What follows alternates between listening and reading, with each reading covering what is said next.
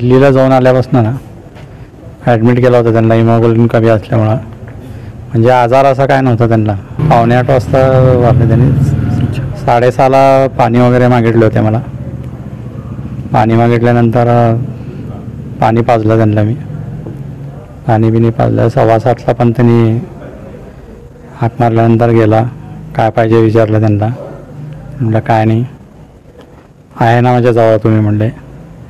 त्यावेळेस त्यांनी मला हात जोडले. असं 7:45ला त्यांचं हे केलं. 1 वाजता करणार दुपारी. काका म्हणून त्यांना ज्यावेळेस त्यांनी रिटायर झाले होते त्यावेळेसच त्यांना आम्ही हे म्हणून सांगितलं होतं. कारण त्यांचे लिखाणाचे पब्लिशिंगचे जे कामं त्यांनी विदर्भातच होते, नागपूरमध्ये. त्यामुळे त्यांनी म्हणले ज्यावेळेस मी ठकेन, माझ्या हातनं होणार नाही त्यावेळेस तुमच्याकडे येतो. मग ज्यावेळेस त्यांनी सांगितले त्यावेळेस आम्ही इकडे आणलो त्यांना. इथं आल्यानंतर देखील त्यांनी स्वतःचं ग्रंथालय केलं होतं. हां, केलं. वाचन होतं. काय दिनचर्या असायची, काय करायचे दिवस? सकाळी पहाटे त्यांनी 4:30ला उठायचे. 4:30ला उठले की प्राणायाम वगैरे करायचे त्यांनी. प्राणायाम वगैरे करून हे 6:30पर्यंत करायचे त्यांनी. 6:30ला एक अर्धा तास पडून राहायचे. अर्धा तासाने नंतर उठल्यानंतर 9 वाजेपर्यंत वाचन करत होते. सकाळी 9ला त्यांचा नाश्त्याचा टाईम होता. नाश्ता वगैरे झाल्यानंतर एक अर्धा तास पडून राहायचे त्यांनी. तिथनं दुपारी 1-1:30ला जेवणाचा टाईम होता त्यांचा. लिखाण वाचन काही सुरू होतं? मग त्यावेळेस वाचनच करत होते त्यांनी. आणि म्हणजे जास्त वाचन त्यांचं संध्याकाळी 6 ते रात्री 12-1-1:30पर्यंत त्यांना जोपर्यंत झोप लागत नाही तोपर्यंत त्यांनी वाचन करत होते.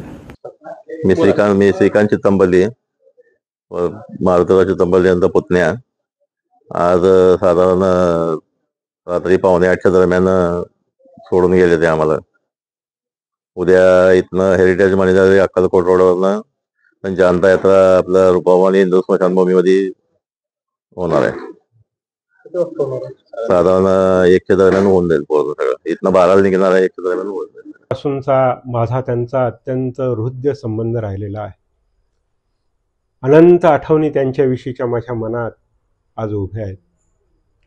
अगदी सुरुवातीच्या काळापासून ते आत्तापर्यंतच्या कालच्या शेवटच्या भेटीपर्यंतच्या आठवणी माझ्या डोळ्यासमोर आहे. चितमपल्लींचं व्यक्तिमत्व हे एक समर्पित व्यक्तिमत्व होतं. त्यांनी आपल्या आयुष्यामध्ये साहित्यासाठी जे योगदान दिलेलं आहे किंवा पशु पक्षी वन्यजीव यांच्या निरीक्षणासाठी, त्यांच्या अध्ययनासाठी जी समर्पण भावना दाखवलेली आहे ती खरोखरच अद्वितीय अशा स्वरूपाची आहे. मला वाटतं गेल्या 60 वर्षामध्ये निसर्गाच्या सानिध्यामध्ये राहताना, झाडांच्या सावलीत वाढताना, पशुपक्ष्यांचा अनुभव घेत असताना त्यांना जे जे सांगता आलं ते त्यांनी सांगण्याचा प्रयत्न केलेला आहे. आणि हे सांगत असताना ते केवळ एक निरीक्षकाच्या भूमिकेतून सांगत नाहीयेत, तर एक वनविद्येचे तत्वज्ञ ललित गद्यकार म्हणून आपल्याला ते भेटतात. कारण जीवनाचं तत्वज्ञान देखील या सगळ्या पशुपक्ष्यांच्या, झाडांच्या, वन्यजीवांच्या माध्यमातून ते आपल्याला सांगतात.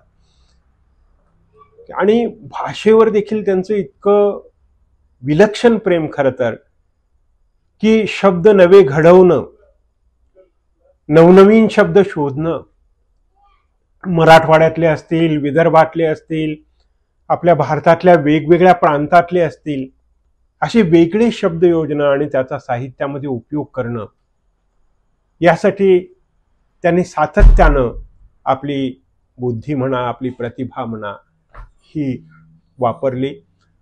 कितीतरी असे शब्द त्यांनी मराठीला नवे दिलेले आहेत, ते नेहमी आपल्या मुलाखतीमधून वगैरे सांगतात. कितीतरी शब्द नवे घडवले, आदिवासी बोलीतले शब्द आणले, पक्षी कोशामध्ये एकेका पक्ष्यांची 18 नावं त्यांनी दिलेली आहेत.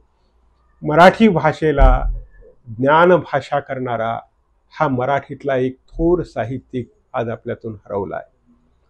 हे मराठीचं तर फार मोठं नुकसान आहे, पण किंबहुना अवघ्या सृष्टीचं देखील एक फार मोठं नुकसान आहे. पद्मश्री मारुती चितमपल्ली या ठिकाणी पहिल्यांदा आल्यानंतर मी त्यांची भेट घेतली. 10-15 मिनिटं त्यावेळेला चर्चा केली त्यांच्याशी. आणि त्या दिवशी त्यांना म्हणलं की मी तुम्हाला पद्मश्री करता प्रयत्न करू. त्या पद्धतीनं राज्य, केंद्र आणि राष्ट्रपतीकडे मी निवेदन 2023 मध्ये पाठवलं. काही महिन्यापूर्वी राष्ट्रपतीच्या हस्ते पद्मश्री झालं. एक महर्षी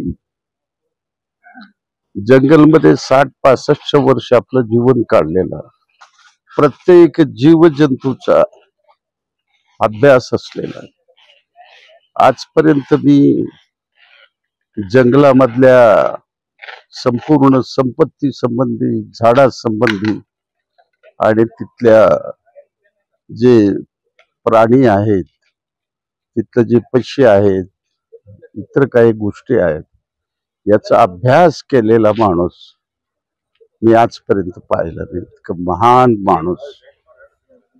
एक सोलापूरचं वैभव होतं, या हुतात्म्या शहराचं एक रत्न होतं. ते काल रात्री कायमचे निघून गेले.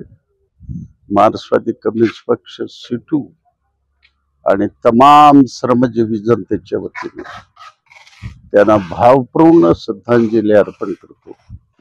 आणि ती इच्छा पूर्ण आहे, जी अपूर्ण राहिलेलं आहे ते सोलापूरच्या जनतेने पूर्ण करावं, असंही मी कळकळीचं आव्हान करतो.